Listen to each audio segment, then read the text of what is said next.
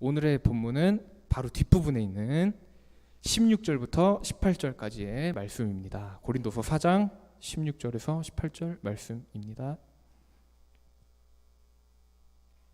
자, 다 찾으셨을 줄 알고 한 목소리로 읽어보도록 할까요? 시작. 그러므로 우리가 낙심하지 아니하노니 우리의 겉사람은 낡아지나 우리의 속사람은 날로 새로워지도다. 우리가 잠시 받는 환난에 경한 것이 지극히 크고 영원한 영광의 중한 것을 우리에게 이루게 함이니 우리가 주목하는 것은 보이는 것이 아니요 보이지 않는 것이니 보이는 것은 잠깐이요 보이지 않는 것은 영원함이라. 아멘. 네, 샬롬. 자, 한 주간 굉장히 무더운 날씨가 계속되고 있는데요. 모두들 건강하고 성령 충만한 한 주 보내셨나요? 오늘 날씨 진짜 더운 것 같아요. 30도, 31도인데 이제는 여름이 이미 우리에게 찾아왔다고 해도 틀린 말이 아닌 것 같습니다. 근데 여름 하니까 떠오르는 이미지들이 있다는 것이죠. 전도사님이 오늘 점심에 무엇을 먹었을까요? 다들 모르시겠지만 막국수를 먹었는데 원래 냉면을 먹으려고 했는데 저는 여름하면 떠오르는 음식 딱 두 가지를 고르라. 그러면 빙수랑 냉면이 떠오릅니다. 그래서 시원하게 여름을 날 수 있게 도와주는 좋은 음식들이라는 거죠. 근데 누군가는 삼계탕을 떠오를 수가 있다는 거예요. 여름인데 왜 뜨거운 삼계탕 먹지? 어렸을 때는 이해되지 않았는데 이 삼계탕과 관련해서 예로부터 우리 민족이 여름을 나는 방법에 대한 네 가지 글자, 네 가지 글자 아니죠. 짧은 네 글자가 있습니다. 아시는 분이 있으실지 모르겠지만 바로 이열치열. 이열치열이라는 말 여러분 들어보셨을 거예요. 더위로 더위를 이긴다. 말이 안 되는 소리입니다. 근데 이 말이 안 되는 굉장히 역설적인 이 말에 우리는 어쩌면 공감하고 있는 사람들이 있을 수도 있다는 거예요. 더운 여름에 뜨거운 삼계탕을 먹습니다. 더운 여름에 짬뽕을 먹어요. 땀을 잔뜩 흘리고 나면은 신기하게도 몸이 가벼워지는 느낌이 드는 거예요. 시원한 느낌도 듭니다. 저는 느껴봤습니다. 근데 이러한 이열치열이라는 말을 우리의 삶에 적용시킬 수 있는 부분 또한 존재한다는 것이죠. 신기하죠. 말의 뜻만 보면은 되게 역설적인 표현이에요. 이열치열. 근데 우리 삶에서 그러한 일들이 일어나고 있다는 거예요. 이미 일어나고 있습니다. 오늘 우리가 읽었던 본문에서도 마찬가지로 힘들수록 강해지는 사람들의 이야기가 등장하는 거예요. 바로 그리스도인들입니다. 우리들의 이야기예요. 우리들이 힘들수록 강해지는 사람이라는 겁니다. 함께 16절을 읽어보았으면 좋겠는데요. 16절 읽어보겠습니다. 시작. 그러므로 우리가 낙심하지 아니하노니 우리의 겉사람은 낡아지나 우리의 속사람은 날로 새로워지도다. 아멘. 사도 바울이 지난주 우리 계속 사도 바울 이야기하고 있는데 오늘의 본문 또한 사도 바울이 고린도 교회에 보내는 편지라는 거예요. 사도 바울이 고린도 교회 성도들에게 말합니다. 우리는 낙심하지 않는 사람들입니다.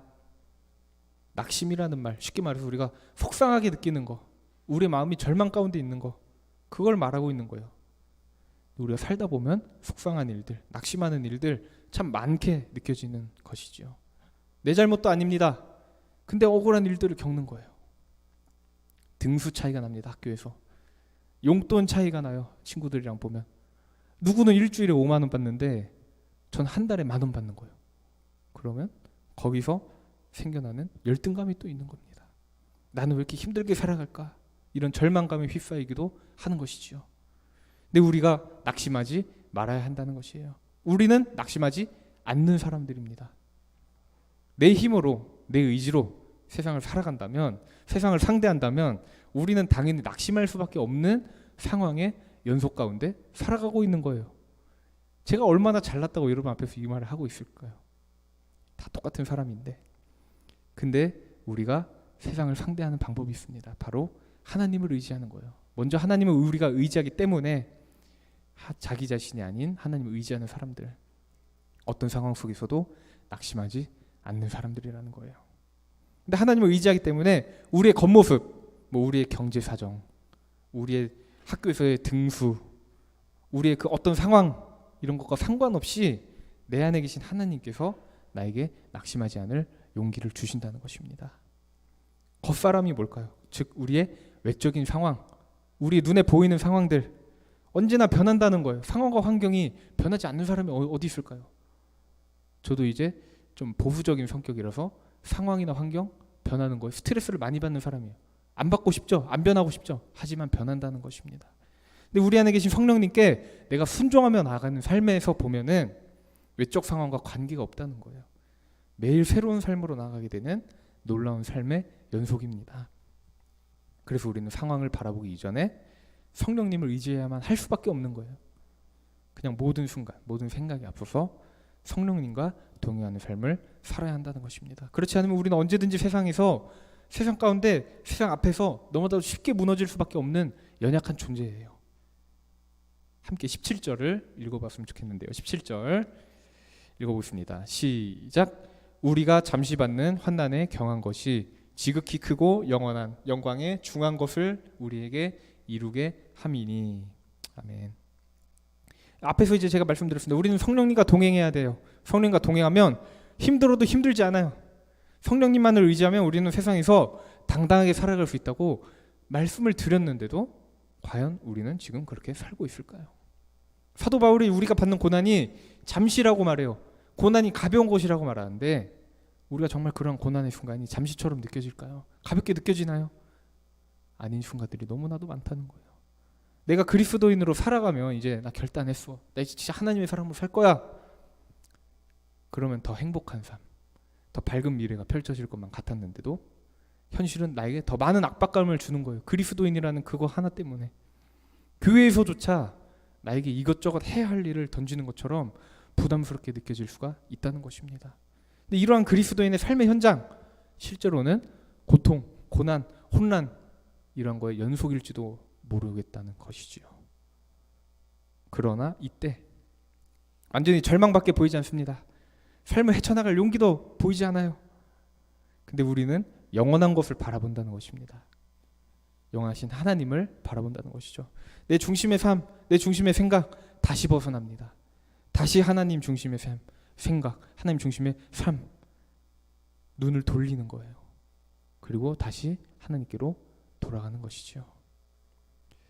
여러분께 한 가수를 소개해드리고 싶습니다. 아실란지 모르겠지만 한때 이제 좀 유명했던 래퍼이죠. BY라는 래퍼. 근데 제가 그분의 노래를 즐겨 듣는다거나 뭐 개인적으로 팬이다 이런 거는 아니지만 그분이 썼던 노래 중에 가사를 보면 놀라울 때가 있는 거예요. 이야, 이런 때가 있는데 왜 그랬을까요? 세상에서 이렇게 하나님을 당당하게 외치는 사람이 있다는 것을 깨달고 놀랄 때가 있다는 거예요. 아, 이 사람 진짜 당당하구나. 이 사람 진짜 용기 있는 사람이구나. 이걸 깨달을 때가 있다는 거예요. 포레버라는 노래가 있습니다. 이런 가사가 있어서 제가 좀 멋져가지고 적었는데 한번 화면 띄워주겠어요? 나는 일시적인 세상의 것으로 움직여지지 않아. 영혼의 것을 영원히 따라 I wanna follow eternal. 제가 읽으니까 오글거리죠? 약간 오글거릴 수도 있는 가사인데도 불구하고 이 가사에서 저가 느꼈던 거 뭐냐? 바로 오늘 사도 바울이 본문을 통해서 고린도 교회 그리고 우리들 세상에 살아가는 모든 그리스도인들에게 선포하는 이 메시지를 발견할 수 있다는 거예요. 무슨 메시지일까요? 교회에서는 여러분에게 이렇게 말하고 있는 거예요. 세상을 믿지 말고 하나님을 믿으라. 그러나 세상에서 우리가 그리스도인으로 살아간다는 것 그리고 그런 살아간다는 사람들 중에 많은 사람들이 우리를 포함해서 이 기본적인 메시지 앞에서조차 우리는 혼란스러워하고 있다는 거예요. 세상을 따라 살지 않고 하나님을 따라 산다는 것. 너무나도 어려워요. 세상을 믿지 않고 하나님을 믿는다는 것. 차라리 눈에 보이는 돈을 믿을 것 같아요. 눈에 보이는 사람을 믿어요. 내 옆에 있는 사람. 내가 다져놓은 삶의 기초. 내가 지금까지 노력해서 이렇게 읽어놨는데 이걸 믿는 게 차라리 마음이 편하다는 거예요. 근데 하나님을 믿기로 작정한 사람들이 있습니다. 그 사람들은 영원한 것을 믿는 사람들이에요. 눈에 보이는 것 잠깐이라는 것입니다. 그러나 우리를 향하신 하나님의 계획, 이 하나님의 계획을 통해서 우리는 눈에 보이지 않는 크고 영원한 영광을 얻게 될 것이다 라고 사도 바울이 말하고 있는 것이에요. 내 시선에서 보는 고난, 내가 겪는 고난 너무나도 힘들어요. 너무나도 길고 긴 순간이에요. 근데도 불구하고 하나님께서 그런 고난을 통해서 우리에게 주실 영광이 있다는 거예요. 그 영광은 바로 시간을 초월한 영원성을 가진다는 것입니다. 우리가 영원토록 하나님과 함께하는 그 영광의 자리에 여러분 들어가고 싶지 않으신가요? 우리는 정말 가장 먼저 하나님께로 시선을 돌려야 하고 하나님 중심의 삶으로 돌아가야 하는 거예요. 함께 18절을 읽어봤으면 좋겠습니다. 18절 시작. 우리가 주목하는 것은 보이는 것이 아니요 보이지 않는 것이니 보이는 것은 잠깐이요 보이지 않는 것은 영원함이라. 아멘. 앞에 17절을 읽었을 때 우리가 받는 고난을 통해서 하나님이 역사하십니다라는 이 말 여러분 이해가 되시나요? 사실 굉장히 역설적인 표현인 거예요. 근데 18절에서 나온 보이지 않는 것을 주목한다는 말 또한 마찬가지로 굉장히 역설적인 표현이라는 걸 우리가 발견할 수 있다는 것입니다. 눈에 보이지 않는데 어떻게 주목을 한다는 건가요? 학교에서도 선생님이 칠판 탁탁탁 두드리면서 자 이러면 여기 쳐다보잖아요. 근데 눈에 보이지도 않습니다. 귀에 들리지도 않아요. 느껴지지도 않는 것 같은데 어떻게 우리가 주목을 한다는 것일까요? 말이 되지 않지만 한번 생각해 보았으면 좋겠습니다. 우리가 지금은 숨을 쉬고 있죠. 여러분 다 숨을 쉬고 있죠. 숨 참고 계신 분 없으실 건데 이 공간에 여러분 공기가 있습니다. 산소가 있다는 거예요. 여러분 믿어지시나요? 믿어지면 끄덕끄덕이라도 좀. 네. 자, 근데 그래서 우리는 숨을 쉼으로 인해서 눈에 보이지 않는 공기를 인식하고 있다는 거예요. 내가 숨을 쉬지 않고 숨을 쉴 줄 모르는 사람이면 공기가 있는지 모르겠죠. 공기가 없으면 우리는 숨을 쉴 수 없구나라는 거 우리는 본능적으로 깨닫고 살아가고 있는 것입니다. 근데 마찬가지라는 거예요. 우리가 하나님의 존재 본능적으로 인식하며 살아가고 있다는 거예요. 그냥 우리가 교회에 다니기 때문에 교회에서 하나님은 진짜야, 하나님 실제야, 리얼이야 라고 가르치기 때문에 내가 생각해보기 귀찮아. 그래서 그냥 하나님이 있으신 분인 것 같아. 그냥 그렇게 말하니까 오케이 알겠습니다. 그냥 가정하고 살려고 하기 때문에 그래서 하나님이 계신 것이 아닙니다. 하나님이 먼저 계시기 때문에 내가 지금 여기 있을 수 있다는 거예요. 마음을 의지할 곳이 없어서 허상으로 만든 신이 아닙니다. 우상이 아니에요. 정말로 세상의 주인이 되시는 분 바로 하나님이신 거예요. 정말 역설적인 표현들 이 16절, 17절, 18절에서 등장한 표현들 속에 우리는 각자의 신앙을 지키며 살아간다는 거예요. 근데 왜 진짜 그리스도인이라고 하는 사람들은 이러한 역설적인 삶 속에서 기뻐하며 살아갈 수 있는 걸까요? 보이지 않는 것이 영원하다는 것을 믿기 때문이겠죠. 돈이 있습니다. 명예가 있어요. 외모가 있어요. 근데 결국은 변하거나 사라지는 것들이에요. 많은 사람들이 쫓아가는 삶의 목표 또한 눈에 보이는 것들을 위주로 쫓아가고 있다는 거예요. 삶의 목표를 이룬다? 그럼 그 사람들은 또 다른 삶의 목표를 찾아서 헤매이기 시작해요. 내가 돈을 10억을 벌어서 성공했어. 10억 벌면 50억을 벌어야지. 50억 벌어요. 그래도 100억은 있어야지. 100억을 벌어요. 계속 새로운 목표를 만드는 거예요. 부자가 되고 나서도 유명한 사람이 되고 나서도 세상에서 가장 잘생긴 사람, 가장 이쁜 사람이 되고 나서도 새로운 목표를 계속 갈망한다는 거예요. 사람은. 근데 하나님과 그의 나라 영원히 변하지 않습니다. 그러한 영원한 가치를 좇아서 살아가는 사람들이 있어요. 바로 그리스도인입니다. 자기 수양을 위해 살아가요. 삶의 어딘가가 공허하기 때문에 살아가요. 나만의 멋진 철학을 가지고 싶어서 살아가는 것이 아니라 우리는 살아계신 하느님께서 세상을 창조하셨습니다. 나를 창조하셨습니다라는 것을 믿기 때문에 그 가치를 쫓아서 살아가는 사람들인 것이에요. 다니엘서 구약 성경에 6장 26절 찾아보면 이런 말씀이 있습니다. 화면을 띄워드리겠습니다. 내가 이제 조서를 내리노라. 내 나라 관할 아래에 있는 사람들은 다 다니엘의 하나님 앞에서 떨며 두려워할지니 그는 살아계신 하나님이시오 영원히 변하지 않으실 이시며 그의 나라는 멸망하지 아니할 것이요 그의 권세는 무궁할 것이며. 아멘. 다니엘이라는 인물 여러분 들어보셨을 거예요. 유년 시절부터 굉장히 불안한 정치 사회에서 자라왔다는 거예요. 초등학생의 나이 때 나라가 망해요. 그 정복한 나라에 포로로 끌려가요. 초등학생의 나이에. 그곳에서 정복국의 그 사상을 교육을 받아요. 강요를 받는 거예요. 교육받도록 강요받는 신세. 근데 그럼에도 불구하고 다니엘은 변하지 않는 하나님을 의지했다는 거예요. 어른이 되고 머리가 다 자라서 그게 아니라 초등학생 나이였는데 그리고 그의 삶으로 그러한 하나님 나라의 가치관이 드러나게 되는 거예요. 삶으로 나타나게 되는 거예요. 결국 포로신수였던 다니엘 어떻게 됐느냐? 하나님을 향한 믿음, 이거 하나 때문에 정복국, 그 바벨론의 정치를 도맡는 그 관리의 자리까지 올라가게 되었다는 거예요. 여기서 그의 위치가 좋아졌다는 것을 말하려는 것이 아니에요. 그가 열심히 살아서 성공했다라는 걸 말하려는 것이 아니에요. 그가 잠깐 고생하고 나니까 더 잘 살게 되었다고 말하려는 것이 아닙니다. 하나님께서 그의 백성의 마음을 정확하게 보신다는 거예요. 결국 다니엘의 삶, 이런 삶을 통해서 바벨론의 수많은 사람들이 하나님을 알게 되어 하나님의 위대하심을 알게 되어 바벨론의 왕까지 다니엘의 하나님을 인정하게 되는 거예요. 하나님 나라의 가치관을 깨닫게 되는 이 기적이 일어나게 되었던 것입니다. 하나님 살아계셔요. 영원히 변하지 않으셔요. 하나님 나라 영원히 지속된다. 이 고백이 다니엘을 신하로 두었던 이방 나라 왕의 입에서 나오게 되는 겁니다. 말씀을 정리하려고 하는데요. 신앙을 지킨다는 것, 이 한마디에 정말로 많은 고난이 들어있는 것 같아요. 많은 고통의 순간이 들어있습니다. 너무나도 힘들어요. 아니요, 애초에 우리가 신앙을 가지게 되는 과정마저도 쉽지 않다는 거예요. 그냥 나 태어나 보니까 엄마 아빠가 교회 다녀서 교회 다녀 끝, 이게 아닙니다. 이러한 신앙이 우리에게 각자에게 있습니다 라고 우리가 생각할 수는 있지만 과연 이 신앙을 쉽게 얻은 사람이 있을까요? 우리는 이 믿음이 내가 죽음도 각오한 믿음이라고 여기며 살고 있으신가요? 고린도 교회의 성도들, 거짓된 것, 쉽게 변하는 것, 이 세상의 유혹 속에 너무나도 많이 노출되어 있었던 거예요. 그들 또한 변하는 가치, 변하지 않는 가치, 이 두 개 사이에서 혼란스러워하며 고민하고 있었을 거라는 거예요.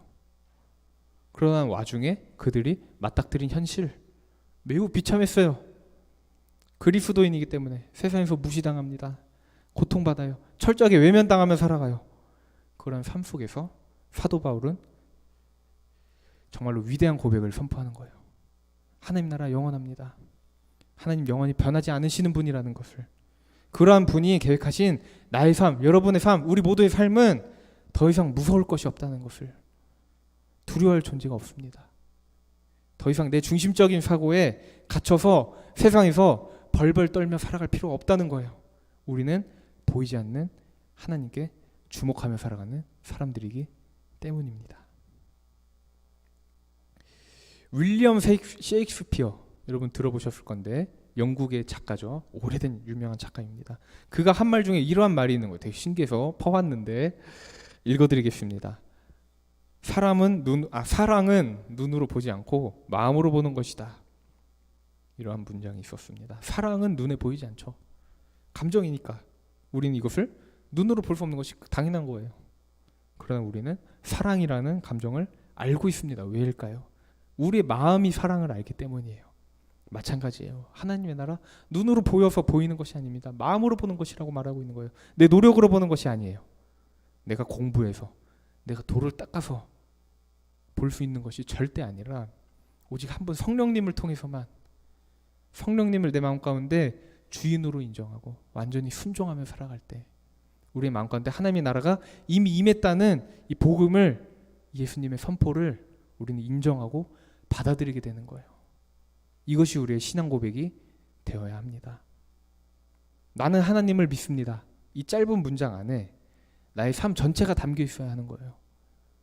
나의 생각, 내 정체성, 내 가치관 모두 담겨 있어야 하는 것입니다.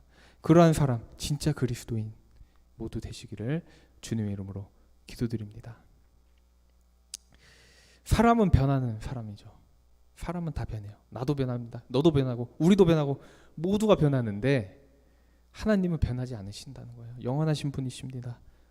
그렇다면 우리는 변하는 것에 의지해야 할까요? 영원히 변하지 않는 분께 의지해야 할까요?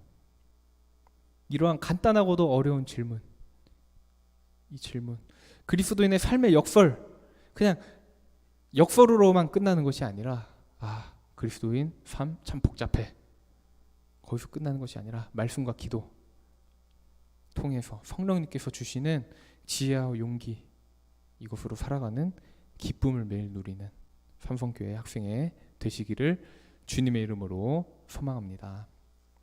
함께 기도하시겠습니다. 하나님 감사합니다. 더욱 하나님만을 의지하기 원합니다. 나는 너무나도 약하고 쉽게 변하는 존재임을 고백합니다. 너무나도 쉽게 교만해집니다. 쉽게 내 중심적인 삶, 내 중심적인 생각으로 나아가는 연약한 죄인임을 고백합니다. 그러나 내가 믿는 하나님, 그 하나님께서 영원하시고 변하지 않는 분이심을 또한 믿습니다. 그래야 우리가 말씀과 기도를 통해 삶의 모든 순간 역사하시는 하나님을 경험하기 원합니다. 우리가 언제나 성령님과 동행하며 하나님 나라 백성의 정체성을 잃지 않는 우리 모두가 될 수 있도록 인도해 주세요. 세상의 수많은 고난, 수많은 유혹 속에서도 끝까지 변치 않는 이 절대적인 믿음을 가지고 살아가는 삼성교회 학생의 공동체 될 수 있도록 우리 가운데 역사하시고 한 명 한 명을 지켜주세요. 순간순간마다 우리 마음 가운데 역사하시는 영원히 살아계시는 예수님의 이름으로 기도드렸습니다. 아멘. 이 시간 우리 함께 나에만 받으소서 찬양하시며